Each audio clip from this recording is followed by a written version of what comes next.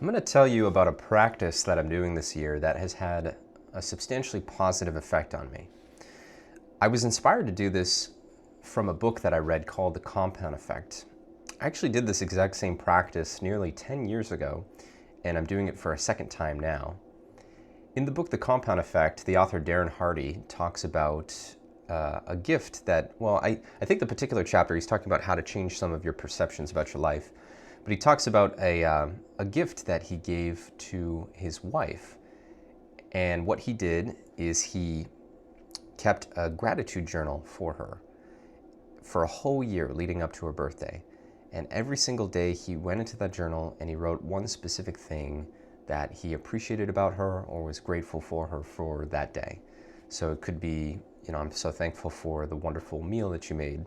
I'm so thankful for, and I really appreciate the way that you styled your hair today. It's really beautiful. I'm so grateful for your style. You have excellent style. And he gave his wife this journal on her birthday, and she cried and said it was the greatest gift that she'd ever gotten. But one of the things that he found that most touched him is that keeping these journals were actually changed him. And it changed him because he found himself naturally starting to look for things in his wife that he appreciated and loved. And because he was doing that, he started to show up differently in his marriage. He started to compliment her more, and he started to be more positive around her because he was actively seeking out the good within her. And she could tell that, so she started responding better to him, and they actually ended up having one of the best years of their marriage. And I found that story to be incredibly inspiring. So one of the things that I'm doing this year is I'm actually keeping my own gratitude journals for some of my closest family members and friends. So these are, kind of short 60-page journals. And what I do is exactly what Darren did. Every day I open it up and I write one thing that I appreciate or love or am inspired by that person. And then on that person's birthday, I give them that journal. And that's one of the gifts that I'm giving to some of my closest family and friends this year, with the intention of improving the quality of my relationships and the depth of my relationships. And one of the things that I'm finding is exactly what happened to Darren is or appears to be happening to me. I find myself looking for the good in my friends and family. And then that affects how I'm showing up, that affects how I'm talking to them, that affects, how present I am with them. And it's really beautiful. And so that sort of relates to the grand lesson that I want to teach today, which is the power of gratitude. Gratitude is one of these things that is not a nice to have. In my opinion, it's one of the single most powerful tools available to live a happy life. The people who figure this out early, I think, have a tremendous head start on the people that figure it out later. So my advice is to develop a practice of gratitude in your life as early as you possibly can. And at the end, I'm going to talk about some of the specific ways that you can practice gratitude and ways that I have practiced gratitude. But before that, I'm going to talk a little bit more about what gratitude is and two of the traps that being grateful helps you to avoid. So a while back, I made an episode about happiness, and I said happiness comes down to meaning plus gratitude. In that episode, we really covered meaning, and so in today's episode, I really want to drill down into gratitude, and I want to talk about why I think that it's sort of the half of the happiness equation that does most of the heavy lifting. My name's Ryan Weiss. This is The Ryan Weiss Show. I'm doing a video series here called Lessons for My Kids, where each week I present a lesson that I think it's vital for my kids to learn by the time they become adults. So thank you very much for watching this video, and I hope that my kids find value in this, and I hope that you find value in this as well if you're watching it. So I want to talk about, what gratitude is, I think, is pretty self-explanatory, right? It's feeling grateful and acknowledging the abundance that already exists in your life. There are two happiness traps that gratitude helps you to avoid. So the first trap is the comparison trap. Human beings are wired to compare themselves and their circumstances to other human beings and other human beings' circumstances. I think that this is one of those funny things that sort of goes back to, I think, our ancient history, and at one point really served us, right? So if you're an ancient human and you're comparing yourself to other humans and to other human circumstances, you're looking for other humans that are either in better circumstances than you are, have access to better food, have access to better water, have access to better mates, or whatever, and you're trying to migrate from whatever your circumstances are to the best possible circumstances that you can find. To me, that seems like something that would serve an ancient human being well, to be sort of constantly vigilant and constantly, sort of sizing things up and trying to navigate to the best possible circumstances. But in our post-scarcity, sort of abundant modern world, this is one of these ancient human habits that no longer serves us, and in fact can cause us a bunch of problems in a post-scarcity world. So the comparison trap is the simple trap of comparing yourself to others, right? The fastest way to feel poor is to look at someone richer than you. The fastest way to feel fat and out of shape is to look at someone who's thin or in better shape than you. The fastest way to feel like your marriage sucks is to find someone who has what you perceive to be a better marriage than you have. Comparison is an infinite well, right? No matter how much you have or how good you're doing, there's always someone who has more, who's doing more, or if they aren't having or doing more, they just have something that's different than you that seems like it might be more appealing or more interesting or more fun or more important or whatever. This is an infinite well, right? It's a trap. There's at no point will you get to will you arrive where you win the comparison trap, where you feel like you have the best circumstances out of anyone in the world, right? That's not going to happen. This is especially tricky with social media, right? Social media in a lot of ways is designed to keep you using it for as long as possible. And the way that it does that is by triggering this comparison within you and by showing you all these other people that are doing cooler, better, more important, more interesting things. And so it triggers you, and it triggers this comparison within you, and it makes you keep scrolling, and then sometimes you can doom scroll or rage scroll. In my experience, the only way out of the comparison trap is through gratitude. The moment you're noticing what you actually have and feeling glad that you have it, you are not measuring yourself against other people and what they have. In my experience, I can't seem to do both at the same time. I can't seem to compare myself to other people and also feel grateful for what I have.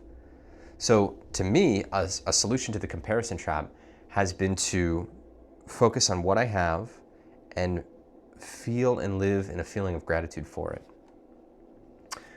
The second trap that gratitude short circuits is the hedonic treadmill. The hedonic treadmill is your tendency to adapt to the circumstances that you have. Now, the hedonic treadmill can really serve you in a lot of ways, because if you have really dire or negative circumstances, you can sort of normalize it and not sort of live in hell for an extended period of time. I think some Holocaust survivors have talked about this, how you go into an internment camp and it's like, oh my God, my life is over. But then sort of you get into a routine and you sort of go back to living life, and your life sucks, but you kind of get used to it. The problem though is when your life continues to improve, but you normalize it, and then you start to chase that improvement, right? That's sort of the treadmill part of the hedonic treadmill, right? You get a nice house, you want a nicer house. You get the nicer house, you want a nicer house. You get the nicest house, you want to move to a new city where they have even nicer houses, right? You get a nice car, you want a nicer car. You get the nicer car, you want an even better car, right? You could do this with relationships, you can do this with physical fitness, you can do this with jobs, money, career, business, whatever, right? You get trapped in essentially externalizing your happiness, right? Thinking that the next thing is going to be the thing that makes you happy. And it does for a short period, but then you normalize it and you're back to chasing. I think this is how a lot of people live their life, right? Stuck on the hedonic treadmill. And I don't even know if I can judge it necessarily as a bad way to live life. I would say it doesn't seem like the way I want to live my life.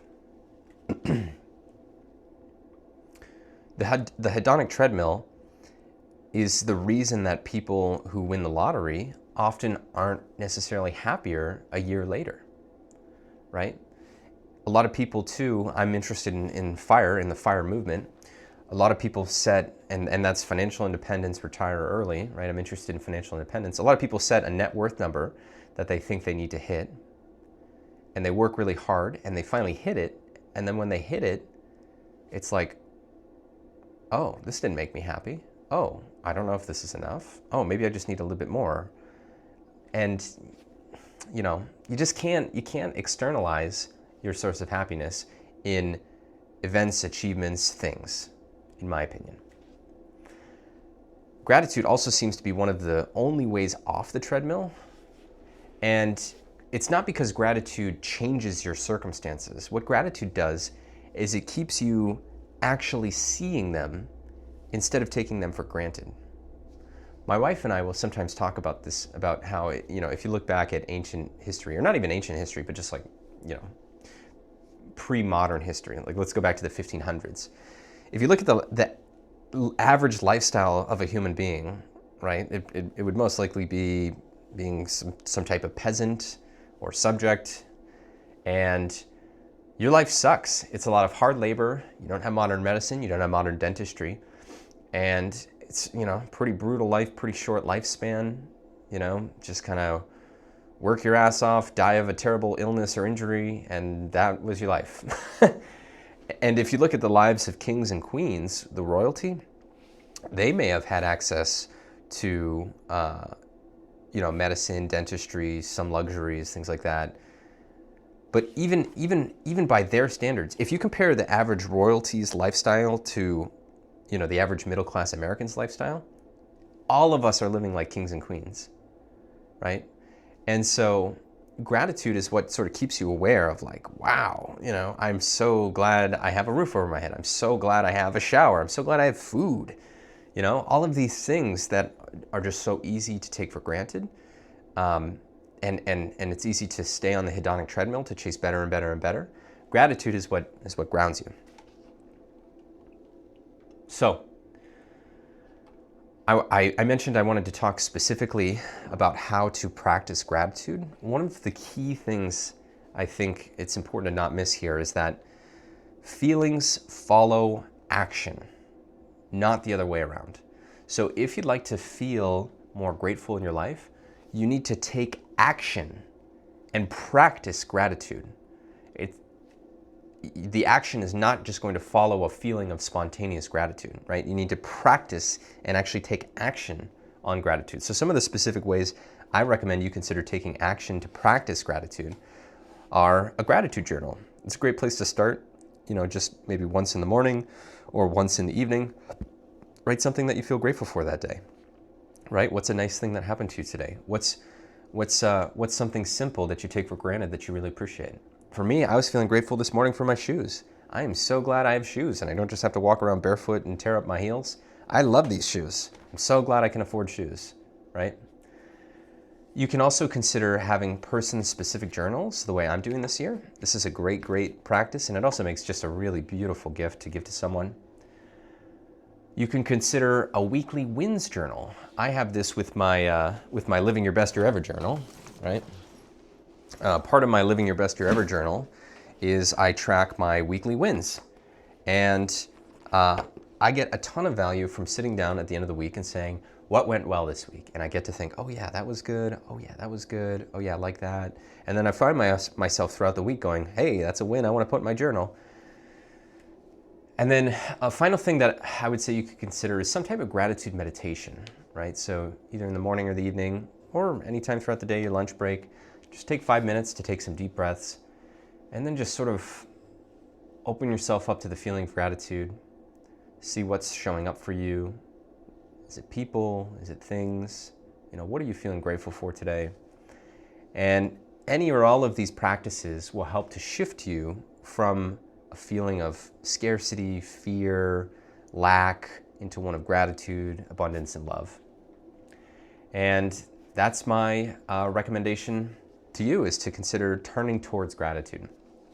And in closing, the world is going to spend your entire life trying to make you feel like you don't have enough. This is actually what the whole science of marketing and the business of marketing is about. They're trying to make you feel like you need the next thing, the better thing, the thing the other guy has. It's a lie, it's a trap, and it's never going to end. The way out is through gratitude. And not the bumper sticker kind, the practiced kind. The kind where you sit down and actually write specifically what you appreciate, both people and things, and get specific and granular. I recommend starting the practice now. Start it while you're young. Build the gratitude muscle. And having a grateful perspective is going to serve you throughout the rest of your life. So thanks very much for watching. I feel grateful that you watched this video. I hope it's been helpful, and I hope you have a wonderful rest of your day. This is Ryan Weiss with The Ryan Weiss Show. Bye-bye.